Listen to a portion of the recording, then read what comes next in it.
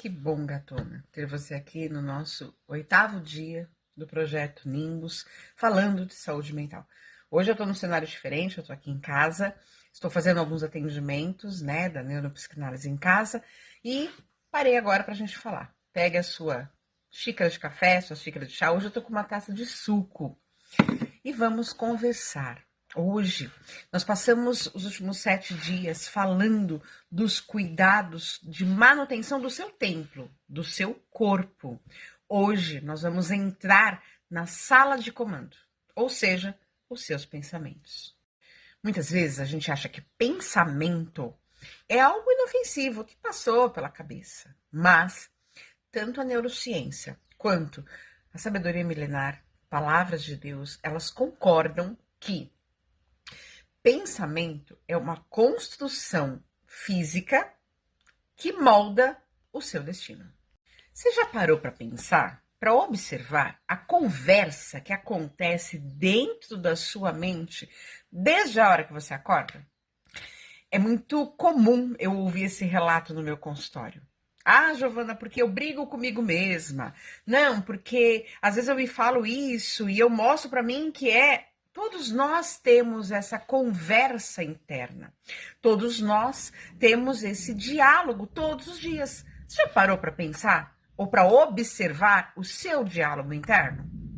Sabe aquela voz logo que você acorda que diz assim: ah, hoje vai ser um dia difícil. Ah, eu não vou dar conta hoje não. Puxa, será que vai dar tudo errado de novo? Eu sou Giovana Kini Tanganelli, neuropsicanalista, e hoje eu vou te mostrar que esses pensamentos não são apenas nuvens passando. Elas são sementes químicas que estão construindo uma estrutura física no seu cérebro. Durante muito tempo, no meu primeiro casamento, eu vivi num ambiente de anulação. Então, eu ouvia e eu repetia para mim mesma que eu não tenho valor, eu não sirvo para isso, eu tenho que aguentar tudo sozinha. Casou, tem que aguentar a vida inteira.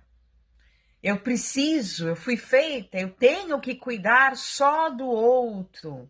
Ah, eu não mereço isso.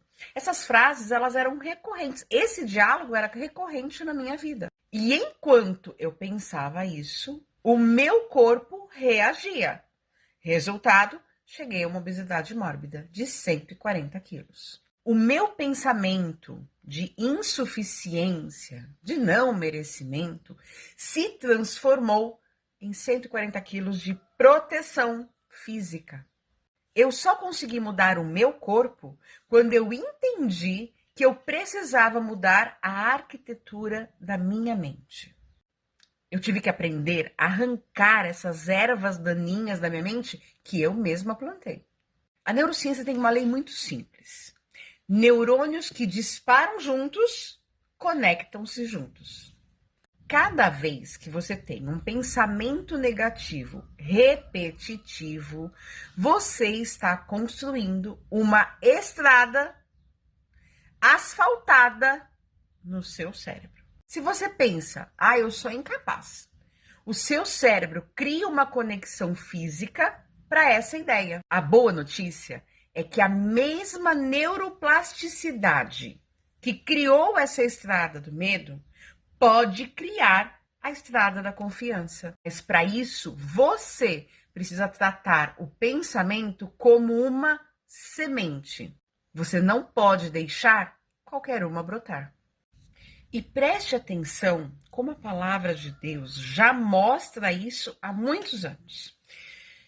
No livro de Marcos, Evangelho de Marcos, capítulo 4, nós temos a parábola do semeador. E olha que interessante o que essa parábola nos mostra. Começa lá no versículo 3. Ouçam, o semeador saiu a semear. Enquanto ele lançava a semente, parte dela caiu na beira do caminho, e as aves vieram e comeram. Parte dela caiu num terreno pedregoso, onde não havia muita terra, e logo brotou, porque a terra não era profunda. Mas, quando saiu o sol, as plantas se queimaram e secaram, porque não tinha raiz. Outra parte caiu entre espinhos, que cresceram e sufocaram as plantas, de forma que ela não deu fruto.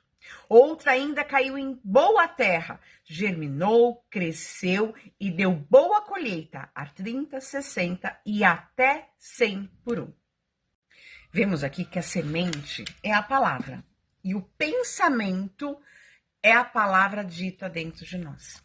Vocês perceberam que no texto, Marcos relatando, né, Jesus falando da parábola do semeador, ele não muda a semente. A semente foi a mesma que foi lançada. O semeador saiu com um monte de semente. O que muda é o quê? É o terreno, é onde ela foi plantada.